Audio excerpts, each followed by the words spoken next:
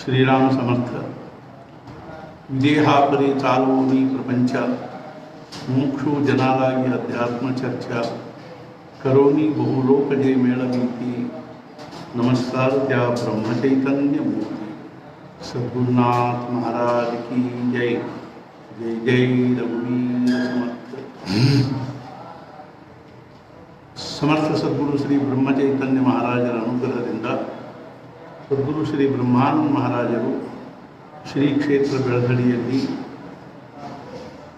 ಗುರುಪೌರ್ಣಿಮೆಯ ಉತ್ಸವವನ್ನು ಮುಗಿಸಿ ಸಹಸ್ರಾರು ಜನರಿಗೆ ಅನ್ನ ಸಂತರ್ಪಣೆ, ಬ್ರಾಹ್ಮಣ ಭೋಜನ, ಉಪಾಸನೆ, ನಾಮಸ್ಮರಣೆ, ಭಜನೆ, ಸತ್ಸಂಗ ಇತ್ಯಾದಿಗಳ ಮೂಲಕ ಸಹಸ್ರಾರು ಜನರನ್ನು ಸಂತುಷ್ಟಪಡಿಸಿ ಅವರೆಲ್ಲರಿಗೆ ಭಗವಂತನಲ್ಲಿ ಭಕ್ತಿ ಪ್ರೇಮ ಉಂಟಾಗುವಂತೆ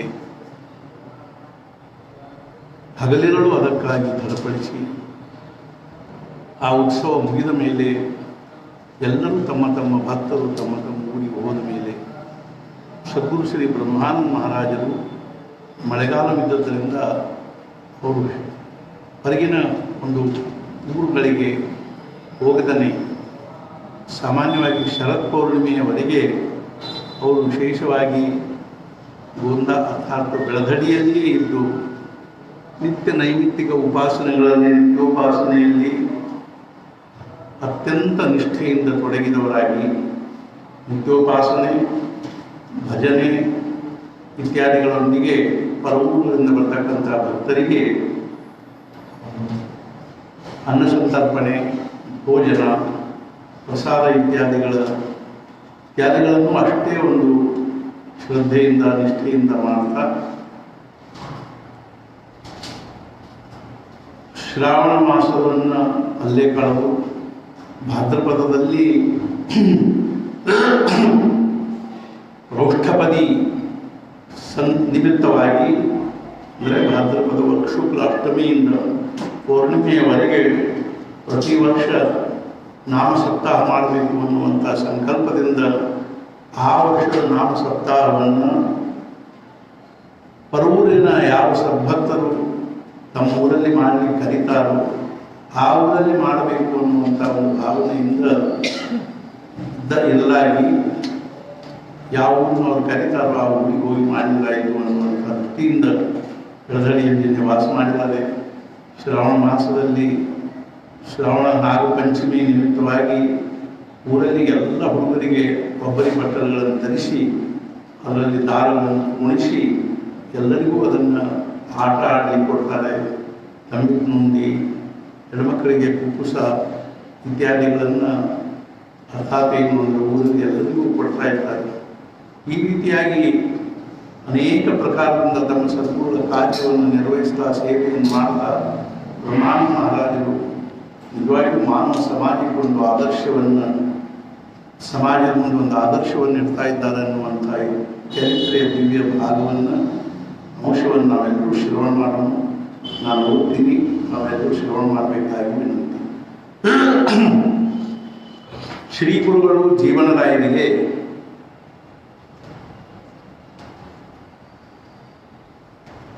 ರಾಯರೇ, ಸಾರ್ವಜನಿಕರ ಅಡುಗೆ ಮನೆಯಲ್ಲಿ ಹಾಗೂ ರಂಗರಾಯರ ಮನೆಯಲ್ಲಿ 12 ದಿವಸ ಅಡುಗೆ ನಡೆಯುತ್ತಿದೆ. ಗುರುಪೌರ್ಣಿಮೆಗೆ ಬರಲಿಕ್ಕಾಗದವರು ಶ್ರೀ ಮಹಾರಾಜರ ದರ್ಶನ ಮಾಡಿಕೊಂಡು ಬರೋಣ ಎಂದು ಕೊಂಡು ಹೋಗಬಹುದು ಅಂದರು. ಜೀವನರಾಯರ ಗುರುಗಳೇ ಹಾಗೆ ಮಾಡಬೇಕು ಅಂದರು. ಆಗ ಶ್ರೀ ಗುರುಗಳು ತಮ್ಮ ಕೋಣೆಯ ಕಡೆಗೆ ಹೋದರು. ಜೀವನರಾಯರು ಅಡುಗೆ ಮನೆಗೆ ಹೋದರು. ಉಳಿದವರು ತಮ್ಮ ತಮ್ಮ ನಿವಾಸ ಸ್ಥಾನಕ್ಕೆ ಹೋದರು. ಶ್ರೀ ಗುರುಗಳು ಕೋಣೆಗೆ ಬಂದು ತಮ್ಮ ಜಮಖಾನೆಯ ಮೇಲೆ ಕುಳಿತು ಸ್ವಲ್ಪ ಹೊತ್ತು ಜಪ ಮಾಡಿ ಅಲ್ಲಿಯೇ ಅಡ್ಡಾದರು. ಅವರಿಗೆ ಕೂಡಲೇ ನಿದ್ರೆ ಹತ್ತಿತ್ತು. ಶ್ರೀಗುರು ಕಣ್ಣು ತೆರೆದು ನೋಡಿದಾಗ 4 ಗಂಟೆ ಆಗಿತ್ತು. ಅವರು ಕೈಕಾಲು ಮುಖ ತೊಳೆದುಕೊಂಡು ಜೀವನರಾಯರ ಮನೆಗೆ ಬಂದು ಕುರ್ಚಿಯ ಮೇಲೆ ಕುಳಿತರು. ಮನೆಯವರೆಲ್ಲ ಬಂದು ಶ್ರೀ ಗುರುವಿಗೆ ನಮಸ್ಕಾರ ಮಾಡಿದರು. ಫಡ್ಕೆಯವರು ಹಾಗೂ ಅವರ ಕುಟುಂಬದವರು ಬಂದು ನಮಸ್ಕಾರ ಮಾಡಿದರು. ಆಗ ಶ್ರೀ ಗುರುಗಳು ಜೀವನರಾಯರಿಗೆ, ರಾಯರೇ, ಫಡ್ಕೆಯವರಿಗೆ ಒಂದು ಶಾಲು ಹಾಗೂ ಅವರ ಮನೆಯವರಿಗೆ ಸೀರೆ ಕೊಡಬೇಕು ಅನ್ನಲು ರಾಯರು ಹಾಗೆ ಆಗಲಿ ತಂದು ಕೊಡಬೇಕು ಎಂದು ಹೇಳಿ ಆಗಲೇ ತಂದೇ ಬಿಟ್ಟರು. ಶ್ರೀಗುರು ಫಡ್ಕೆಯವರಿಗೆ ಶಾಲು ಹೊದಿಸಿ ಸದ್ಗುರು ನಿಷ್ಠೆ ಹಾಗೂ ನಾಮಸ್ಮರಣೆ ಇವೇ ನಿಮ್ಮ ಜೀವನದ ಉಸಿರಾಗಬೇಕು ಅಂದರು. ಆಗ ಫಡ್ಕೆಯವರು ಗುರುಗಳೇ, ಇವೆರಡೂ ನನ್ನ ಜೀವನದ ಕೊನೆಯ ಉಸಿರಿನವರೆಗೆ ದಿನದಿನಕ್ಕೂ ಬೆಳೆಯುತ್ತಾ ಹೋಗಲೆಂದು ಆಶೀರ್ವದಿಸಿರಿ ಅನ್ನುತ್ತಾ ಶ್ರೀಗುರುಗಳ ಪಾದಗಳನ್ನು ಗಟ್ಟಿಯಾಗಿ ಹಿಡಿದು ಅಳತೊಡಗಿದರು. ಆಗ ಶ್ರೀಗುರು ಅವರನ್ನು ಮೇಲೆತ್ತಿ ಅತ್ಯಂತ ವಾತ್ಸಲ್ಯದಿಂದ ಅಪ್ಪಿಕೊಂಡು ಬೆನ್ನ ಮೇಲೆ ಕೈಯಾಡಿಸುತ್ತಾ, ರಾಯರೇ, ನಿಮ್ಮ ಮೇಲೆ ಶ್ರೀ ಮಹಾರಾಜರ ಪೂರ್ಣ ಕೃಪೆ ಇರುತ್ತದೆ. ಆದ್ದರಿಂದಲೇ ಅವರು ನಿಮ್ಮ ಮನೆಗೇ ಬಂದು ಅನುಗ್ರಹಪಟ್ಟರು. ಲಕ್ಷಕ್ಕೊಬ್ಬರಿಗೆ ಇಂಥ ಭಾಗ್ಯ ಪ್ರಾಪ್ತವಾಗುತ್ತದೆಯೋ ಇಲ್ಲವೋ ಯಾರಿಗೂ ಗೊತ್ತು.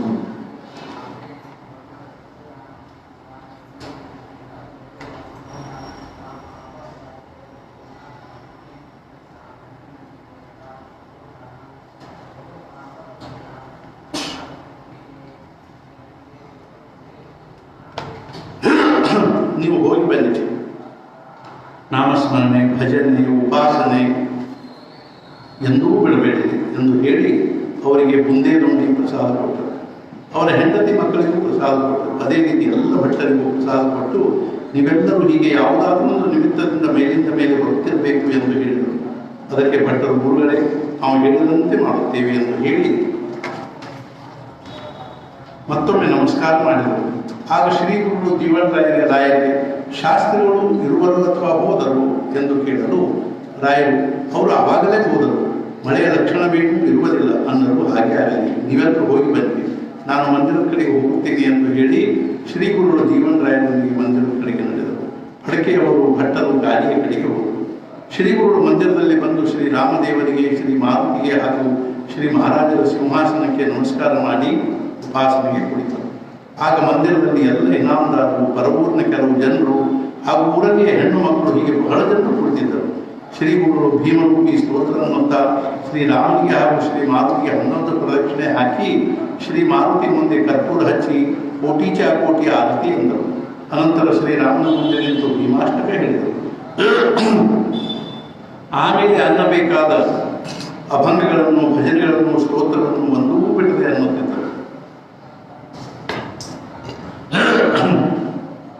ಅವರ ಜೊತೆಗೆ ಇನಾಮದಾರರು ಅನ್ನುತ್ತಿದ್ದರು. ಈ ರೀತಿಯಾಗಿ ಉಪಾಸನೆ ಮುಗಿಸಿ ಅಲ್ಲಿ ಕುಳಿತವರಿಗೆ ಸೂರ್ಯಾಸ್ತಕ್ಕೆ ಇನ್ನೂ ಸಮಯವಿರುತ್ತದೆ.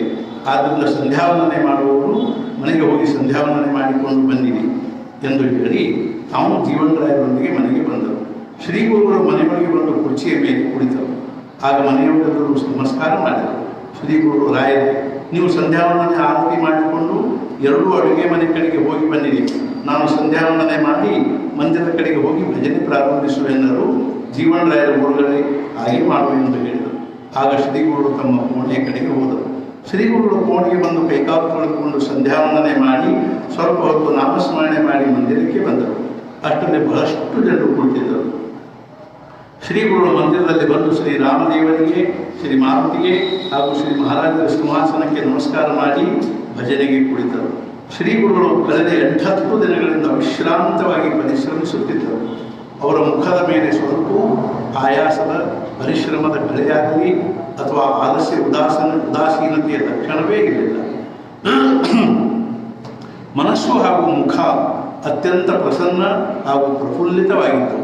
24 ಗಂಟೆ ಇಷ್ಟೊಂದು ಕಾರ್ಯಗಳಲ್ಲಿ ತೊಡಗಿದ್ದರೂ ಅವರ ಬ್ರಹ್ಮನಿಷ್ಠೆ, ಆತ್ಮಭಾವ ಕಿಂಚಿತ್ತೂ ವಿಚಲಿತವಾಗುತ್ತಿರಲಿಲ್ಲ. ಅಖಂಡ ಪ್ರಸನ್ನತೆಯೇ ಅವರ ಅವಸ್ಥೆಯಾಗಿತ್ತು. ಪ್ರಪಂಚದ ಹಾಗೂ ಪರಮಾರ್ಥದ ಸ್ವರೂಪಗಳನ್ನು ಕರತಲಾಮರಕದಂತೆ ಯಥಾರ್ಥವಾಗಿ ತಿಳಿದುಕೊಂಡ ಅವರು ಸುಖ, ದುಃಖ, ಲಾಭ, ಹಾನಿ, ಸಂಯೋಗ, ವಿಯೋಗ, ಶೀತ, ಉಷ್ಣ ಮುಂತಾದ ದ್ವಂದ್ವಗಳಿಂದ ಅತೀತರಾಗಿ ನಿರಂತರವಾಗಿ ತಮ್ಮ ದೇಹವನ್ನು ಶ್ರೀ ಸದ್ಗುರುಗಳ ಸೇವೆಯಲ್ಲಿ ಸವಿಸುತ್ತಿರುವುದನ್ನು ನೋಡಿದರೆ ಮಾನವ ಸಮಾಜಕ್ಕೆ ಈ ಮಹಾತ್ಮನು ಪ್ರಾಪ್ತವಾಗಿರುವುದು ಮಾನವ ಸಮಾಜದ ಭಾಗ್ಯವೆಂದೇ ಹೇಳಬೇಕು. ಶ್ರೀಗುರು 1-1.5 ಗಂಟೆ ಅತ್ಯಂತ ಭಕ್ತಿಭಾವದಿಂದ ಭಜನೆ ಮಾಡಿದರು. ಆಗ ದ್ಯಾವಣ ಭಟ್ಟರು ಆರತಿ ಹಚ್ಚಿದರು. ಜೀವನರಾಯರು, ಮಾಧವರಾಯರು ಜಾಂಗಟೆ ಬಾರಿಸಿದರು. ಶ್ರೀಗುರುವೊಂದಿಗೆ ಅನೇಕರು ಆರತಿ ಪದ ಹೇಳಿದರು. ಆರತಿ, ಮಂತ್ರಪುಷ್ಪ, ಅಷ್ಟಾವಧಾನ ಸೇವೆಗಳಾದ ಮೇಲೆ ಅನ್ನಬೇಕಾದ ಸ್ತೋತ್ರ, ಪದ, ಅಭಂಗ, ನಾಮಾವಳಿ, ಪ್ರಾರ್ಥನೆ ಮುಂತಾದದ್ದೆಲ್ಲವನ್ನು ಅತ್ಯಂತ ವ್ಯವಸ್ಥಿತವಾಗಿ ಶ್ರದ್ಧಾಭಕ್ತಿಯಿಂದ ಹೇಳಿದರು. ಅದೆಲ್ಲ ಮುಗಿಯುವುದರೊಳಗಾಗಿ ದ್ಯಾವಣ ಭಟ್ಟರು ಶೇಷಾರತಿಯ ಸಿದ್ಧತೆ ಮಾಡಿದರು. ಶ್ರೀಗುರುಗಳು ಶೇಷಾರತಿ ಪದ ಹೇಳಿದರು. ಭಾಗೀರಥಿ ಬಾಯಿ, ದ್ವಾರಕಾಬಾಯಿ ಆರತಿ ಮಾಡಿದರು. ಈ ರೀತಿಯಾಗಿ ಶೇಷಾರತಿ ಮುಗಿಸಿಕೊಂಡು ಶ್ರೀಗುರುಗಳು ಶ್ರೀರಾಮದೇವರಿಗೆ, ಶ್ರೀ ಮಾರುತಿಗೆ ಹಾಗೂ ಶ್ರೀ ಮಹಾರಾಜರ ಸಿಂಹಾಸನಕ್ಕೆ ನಮಸ್ಕಾರ ಮಾಡಿ ಮನೆಗೆ ಬಂದರು. ಶ್ರೀಗಳು ಮನೆಗೆ ಬಂದು ಕುರ್ಚಿಯ ಮೇಲೆ ಕುಳಿತರು. ಆಗ ಮನೆಯವರೆಲ್ಲರೂ ನಮಸ್ಕಾರ ಮಾಡಿದರು. ಭಾಗೀರಥಿ ಬಾಯಿಯು ಶ್ರೀ ಗುರುಗಳಿಗೆ, ಗುರುಗಳೇ ಉಪಹಾರ ಸಿದ್ಧವಾಗಿದೆ ಅನ್ನಲು ಶ್ರೀಗಳು ಹಾಗೆ ಆಗಲಿ ಎಂದು ಹೇಳಿ ಕೈಕಾಲು ತೊಳೆದುಕೊಂಡು ಬಂದರು. ಜೀವನರಾಯರು ಕಾಲು ಒರೆಸಿದರು. ಶ್ರೀಗಳು ಉಪಹಾರಕ್ಕೆ ಕುಳಿತರು. ಉಪಹಾರಕ್ಕಾಗಿ ಒಗ್ಗರಣೆ ಅವಲಕ್ಕಿ ಹಾಗೂ ಮೊಸರು ಅವಲಕ್ಕಿ ಮಾಡಿದರು. ಶ್ರೀಗಳು ಸಂತೋಷದಿಂದ ಉಪಹಾರ ಮಾಡಿದರು. ಜೀವನರಾಯರು, ಮಾಧವರಾಯರು ಮುಂತಾದ 6-7 ಜನರು ಉಪಹಾರ ಮಾಡಿದರು. ಎಲ್ಲರೂ ಉಪಹಾರ ಮಾಡಿ ಕೈಗೆ ಬಾಯಿ ತೊಳೆದುಕೊಂಡು ಬಂದು ಪ್ರಸಾದಿಯಲ್ಲಿ ಕುಳಿತರು. ಶ್ರೀಗುರುಗಳು ಕೈಗೆ ಬಾಯಿ ತೊಳೆದುಕೊಂಡು ಬಂದು ಕುರ್ಚಿಯ ಮೇಲೆ ಕುಳಿತರು.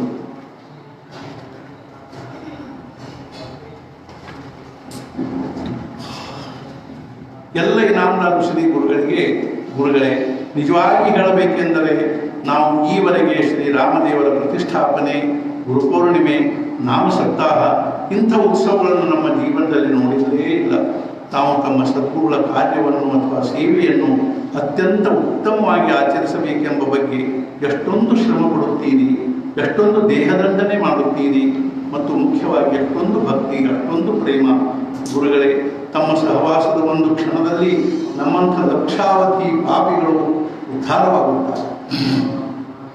ನಾವು ಕೇವಲ ತಾವು ಹೇಳಿದಂತೆ ಕೇಳಿಕೊಂಡಿದ್ದರೆ ನಮಗೆ ಬೇರೇನು ಸಾಧನೆ ಮಾಡಬೇಕಾಗಿಯೇ ಇಲ್ಲ. ನಮ್ಮಂಥ ಅಜ್ಞಾನಿಗಳನ್ನು, ಪಾಪಿಗಳನ್ನು ತಾವೇ ಉದ್ಧರಿಸಿ ಬಲ್ಲಿರಿ ಎಂದು ಹೇಳಿ ಕಣ್ಣೀರು ಸುರಿಸುತ್ತಾ ಎಲ್ಲ ಇನಾಮದಾರರು ಶ್ರೀ ಗುರುಗಳೇ ಸಾಷ್ಟಾಂಗ ನಮಸ್ಕಾರ ಮಾಡಿದರು.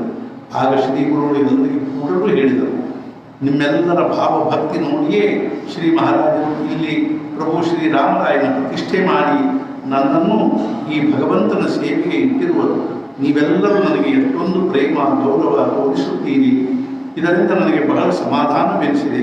ನಾವೆಲ್ಲರೂ ಇದೇ ರೀತಿಯಾಗಿ ಅನ್ಯೋನ್ಯ ಪ್ರೇಮ, ಆತ್ಮೀಯತೆಯಿಂದ ಶ್ರೀ ಸದ್ಗುಣ ಆಜ್ಞೆಗನುಸಾರ ಭಗವಂತನ ಸೇವೆ ಮಾಡುತ್ತಾ, ಮುಖ್ಯವಾಗಿ ಭಗವಂತನ ನಾಮಸ್ಮರಣೆ ಮಾಡುತ್ತಾ ನಮ್ಮ ಜೀವನ ಸಾರ್ಥಕ ಮಾಡಿಕೊಳ್ಳೋಣ ಅಂದರು.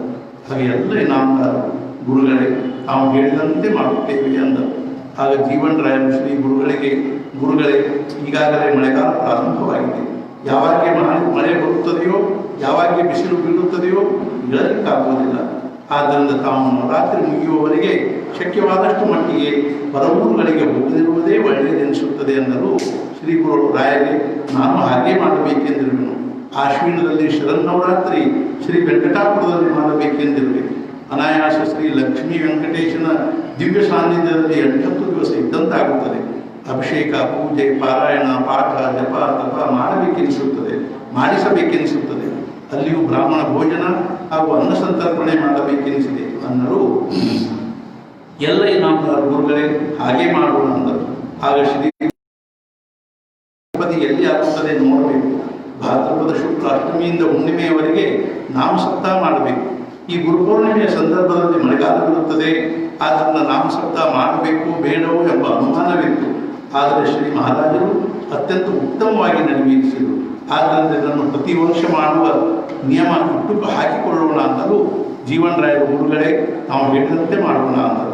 ಆಗ ಶ್ರೀ ಗುರು ಶ್ರೀ ಮಹಾರಾಜರ ಅನುಗ್ರಹದಿಂದ ಈಗ ಸದ್ಯ ಇನ್ನೂ 2-3 ತಿಂಗಳು ಇಲ್ಲೇ ಇರುವ ಯೋಗ ಪ್ರಾಪ್ತವಾಗಿರುವುದರಿಂದ ನಾವೆಲ್ಲರೂ ಪ್ರತಿನಿತ್ಯ ಉಪಾಸನೆ ಅತ್ಯಂತ ಭಕ್ತಿಭಾವದಿಂದ ಮಾಡೋಣ. ಪ್ರತಿನಿತ್ಯದ ಉಪಾಸನೆ ಅತ್ಯಂತ ಭಕ್ತಿಭಾವದಿಂದ ಮಾಡೋಣ. ಸಮಯ ಸಿಕ್ಕಾಗ ನಾವು ನಾಮಸ್ಮರಣೆ, ಉಪಾಸನೆ ಮಾಡುತ್ತಿರಬೇಕು. ಶರತ್ ಪೌರ್ಣಿಮೆ ಆದ ಮೇಲೆ ಬಾವಿ ಕಟ್ಟುವ ಕೆಲಸ ಪ್ರಾರಂಭಿಸೋಣ ಅನ್ನಲು ಇನಾಮದಾರರೆಲ್ಲರೂ, ಗುರುಗಳೇ ಹಾಗೆ ಮಾಡೋಣ. ಆಗ ಜೀವನರಾಯರು ಶ್ರೀ ಗುರುಗಳಿಗೆ, ಗುರುಗಳೇ ವೇಳೆ ಬಹಳ ಆಯಿತು, ತಾವು ವಿಶ್ರಾಂತಿ ಮಾಡಿರಿ ಅನ್ನಲು ಶ್ರೀ ಗುರುಗಳು ಹಾಗೆ ಆಗಲಿ ಎಂದು ಎದ್ದು ನಿಂತರು. ಆಗ ಎಲ್ಲರೂ ನಮಸ್ಕಾರ ಮಾಡಿದರು. ಶ್ರೀ ಗುರುಗಳು ಕೋಣೆಯ ಕಡೆಗೆ ಹೊರಟರು. ಆಗ ಶ್ರೀನಿವಾಸರಾಯರು ಶ್ರೀ ಗುರುಗಳನ್ನು ಕೋಣೆಯವರೆಗೆ ಕಳುಹಿಸಿ ನಮಸ್ಕಾರ ಮಾಡಿ ತಮ್ಮ ಮನೆಗೆ ಹೋದರು.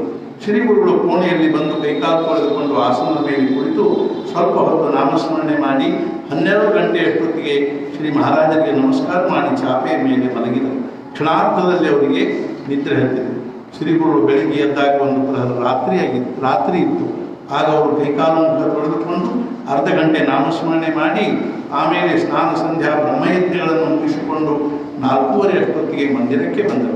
ಶ್ರೀ ಗುರುಗಳು ಮಂದಿರದಲ್ಲಿ ಬಂದು ಶ್ರೀರಾಮನಿಗೆ, ಶ್ರೀ ಮಾರುತಿಗೆ ಹಾಗೂ ಶ್ರೀ ಮಹಾರಾಜರ ಸಿಂಹಾಸನಕ್ಕೆ ನಮಸ್ಕಾರ ಮಾಡಿ ಕಾಕಡಾರತಿಗೆ ನಿಂತರು. ದ್ಯಾವಣ ಭಟ್ಟರು ಕಾಕಡಾರತಿ ಹಚ್ಚಿದರು. ಎಲ್ಲರೂ ಕಾಕಡಾರತಿ ಅಂದರು. ಇಬ್ಬರು ಜಾಂಗಟೆ ಬಾರಿಸಿದರು. ಈ ರೀತಿಯ ಕಾಕಡಾರತಿ ಆದ ಮೇಲೆ ದ್ಯಾವಣ ಭಟ್ಟರು ಶ್ರೀ ಗುರುಗಳಿಗೆ ತೀರ್ಥ ಹಾಗೂ ಬೆಣ್ಣೆಯ ಪ್ರಸಾದ ಕೊಟ್ಟು ನಮಸ್ಕಾರ ಮಾಡಿದರು. ಆಗ ಶ್ರೀ ಗುರುಗಳ ದ್ಯಾವಣ ಭಟ್ಟರಿಗೆ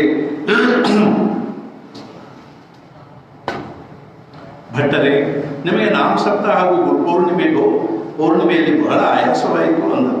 ಅದಕ್ಕೆ ದ್ಯಾವಣ ಭಟ್ಟರು, ಗುರುಗಳೇ, ತಮ್ಮ ತಳಮಳ, ಜಿಗುಟುತನ, ಪರಿಶ್ರಮ, ಭಕ್ತಿ ಭಾವ ನೋಡಿದರೆ ನಮಗೆ ನಿಜವಾಗ್ಲೂ ನಾಚಿಕೆ ಅನಿಸಬೇಕು. ಗುರುಗಳೇ, ನಮಗೆ ಏನೂ ಶ್ರಮವಾಗಿರುವುದಿಲ್ಲ. ಆದರೆ ನಾವು ಈ ಜನ್ಮದಲ್ಲಿ ತಮ್ಮ ಪ್ರೀತಿಗೆ ಪಾತ್ರರಾಗಿದ್ದರೆ ಅದೇ ನಮ್ಮ ಭಾಗ್ಯ. ಗುರುಗಳೇ, ಇದಕ್ಕಿಂತ ದೊಡ್ಡ ಭಾಗ್ಯ ನಮ್ಮ ಪಾಲಿಗೆ ಜಗತ್ತಿನಲ್ಲಿಯೇ ಇಲ್ಲ. ಗುರುಗಳೇ, ನಾವು ಇದೇ ರೀತಿ ತಾವು ಹೇಳಿದಂತೆ ಸೇವೆ ಮಾಡಿಕೊಂಡು ತಮ್ಮ ಚರಣದಡಿಯಲ್ಲಿ ಬಿಟ್ಟುಕೊಂಡಿದ್ದರೆ ನಮಗೆ 4 ಮೋಕ್ಷಗಳು ಪ್ರಾಪ್ತವಾದಂತೆ. ತಾವು ಯಾವಾಗಲೂ ನಮ್ಮನ್ನು ತಮ್ಮ ಹತ್ತಿರ ಬಿಟ್ಟುಕೊಂಡು ಈ ದೇಹದಲ್ಲಿ ಪ್ರಾಣವಿರುವವರೆಗೆ ತಮಗೆ ಸಂತೋಷವಾಗುವಂತೆ ಈ ಪಾಮರನಿಂದ ಅಖಂಡವಾಗಿ ಸೇವೆ ಮಾಡಿಸಿಕೊಳ್ಳಿದಂತಿಷ್ಟೇ ತಮ್ಮ ಚರಣಾರವಿಂದಗಳಲ್ಲಿ ಪ್ರಾರ್ಥಿಸುತ್ತೇನೆ ಎಂದು ಒಂದೇ ಸವನೆ ಕಣ್ಣೀರು ಸುರಿಸುತ್ತಾ ಸಾಷ್ಟಾಂಗ ನಮಸ್ಕಾರ ಮಾಡಿ ಶ್ರೀ ಗುರುಗಳ ಚರಣಗಳನ್ನು ಗಟ್ಟಿಯಾಗಿ ಹಿಡಿದುಕೊಂಡು ಬಿಕ್ಕಿ ಅಳತೊಡಗಿದರು. ಆಗ ಶ್ರೀ ಗುರುಗಳು ದ್ಯಾವಣ ಭಟ್ಟರನ್ನು ಮೇಲೆತ್ತಿ ಅತ್ಯಂತ ಆತ್ಮೀಯತೆಯಿಂದ ಅಪ್ಪಿಕೊಂಡು ಬೆನ್ನ ಮೇಲೆ ಕೈಯಾಡಿಸುತ್ತಾ, ಭಟ್ಟರೇ, ನಿಮ್ಮ ಮೇಲೆ ಶ್ರೀ ಮಹಾರಾಜರ ಪೂರ್ಣ ಕೃಪೆಯಾಗಿರುತ್ತದೆ. ನಿಮ್ಮ ಭಕ್ತಿ ಭಾವ ಪರಿಶುದ್ಧವಾಗಿದೆ. ನೀವು ಬಹಳಷ್ಟು ನಾಮಸ್ಮರಣೆ ಮಾಡಿರಿ, ಶ್ರೀರಾಮರಾಯನ ಸೇವೆ ಮಾಡಿರಿ. ನಿಮ್ಮ ಜನ್ಮ ಸಾರ್ಥಕವಾಗುವುದು.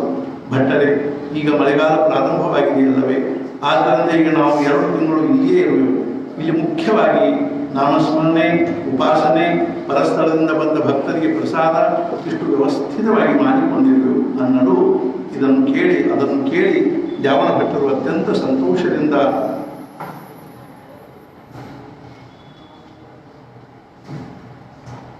ಚಪ್ಪಾಳೆ ತಟ್ಟುತ್ತಾ ಮತ್ತೊಮ್ಮೆ ಸಾಷ್ಟಾಂಗ ನಮಸ್ಕಾರ ಮಾಡಿ, ಗುರುಗಳೇ, ನನಗೆ ಬಹಳವೆಂದರೆ ಬಹಳ ಸಂತೋಷವಾಯಿತು ಅಂದರು. ಆಗಲಿ ಎಂದು ಅನ್ನುತ್ತಾ ಶ್ರೀ ಗುರು ಜೀವನದ ಜೊತೆಗೆ ಮನೆಗೆ ಬಂದರು.